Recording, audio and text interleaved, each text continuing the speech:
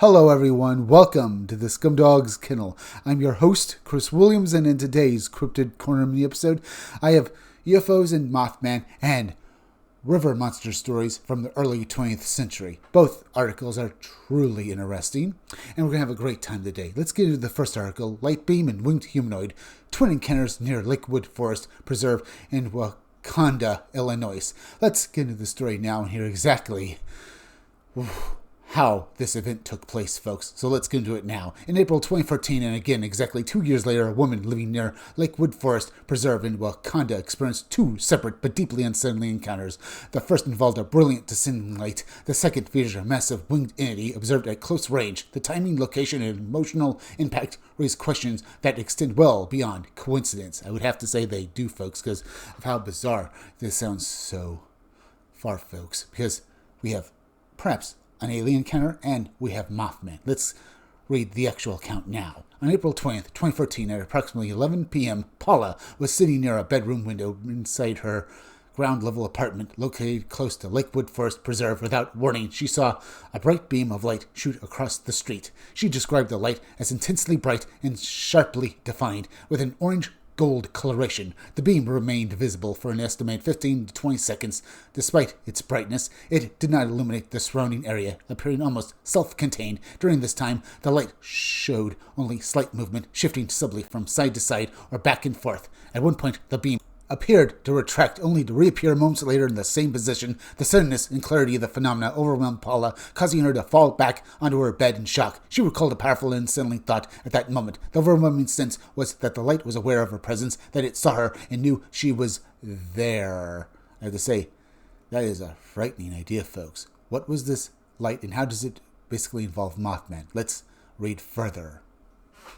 Shortly afterward, the light retracted one final time and vanished. Just before it disappeared completely, Paula heard a low hum, which she associated with the object leaving the area. Exactly 2 years later, on April 20th, 2016, Paula experienced a second encounter in the same location. Just before 6 a.m., while taking garbage outside, something across the street caught her attention. In the dim, early morning light, she saw a massive winged being approaching her. She estimated the creature stood between 7 and 8 feet tall when upright, though it moved in a hunched posture, limping forward as it advanced. The being was entirely black. Its upper body and head appeared to be covered in hair. Large, leathery wings were partially folded around its body, giving it a cloaked appearance as it moved.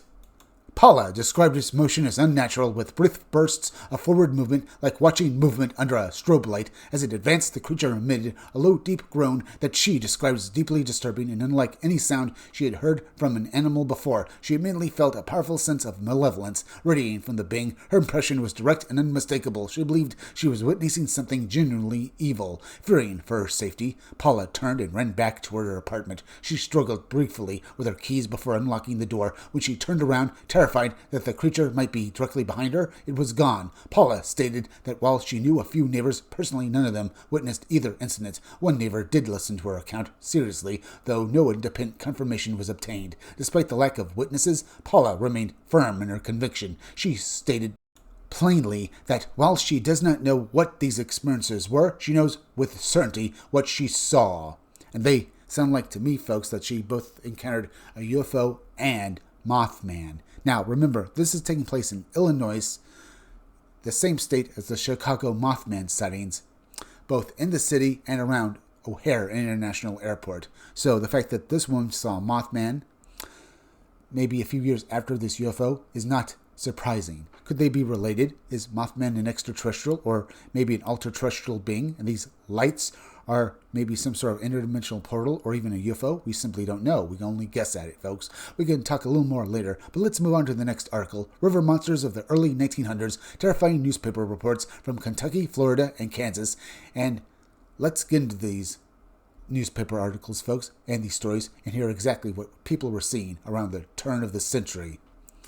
Let's continue. At the turn of the 20th century, newspapers across the United States carried startling reports of enormous, violent, and often unidentified creatures inhabiting rivers far from the open sea. These accounts were not confined to coastal waters but emerged from inland rivers in Kentucky, Florida, and Kansas, often involving multiple witnesses and physical interaction. While many of these cases were dismissed as exaggeration or misidentification, the details preserved in print raise unsettling questions about what early Americans believed they encountered in their waterways. Let's read the first article. The Green River Monster, Owensboro, Kentucky, October 1904. In early October 1904, newspapers in western Kentucky reported growing concern among residents near Rumsey along the Green River. According to local correspondents, a massive creature had been sighted repeatedly in the river below the town, with one account claiming the animal devoured half of a horse near Wrightsburg. Ooh.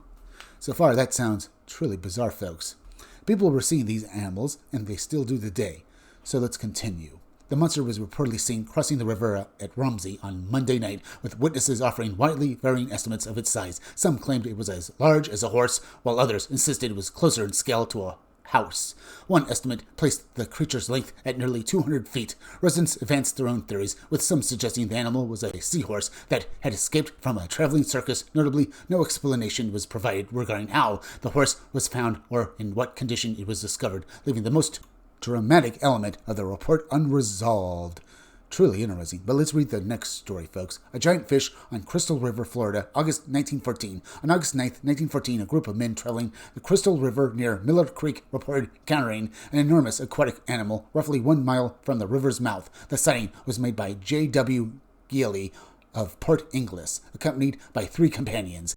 As their boat approached, the creature erupted from the water with a tremendous splash, nearly swamping the vessel. Geely, an experienced seaman, identified the animal as a Krampus whale and estimated its length at 45 to 50 feet. He emphasized that he was fully alert and sober at the time of the encounter. Several other sightings were reported in the same period, prompting local discussion about organizing a hunting party to capture the animal using harpoons. The report is notable due to the extreme rarity of large whales entering brackish or freshwater river systems in Florida, even during that era.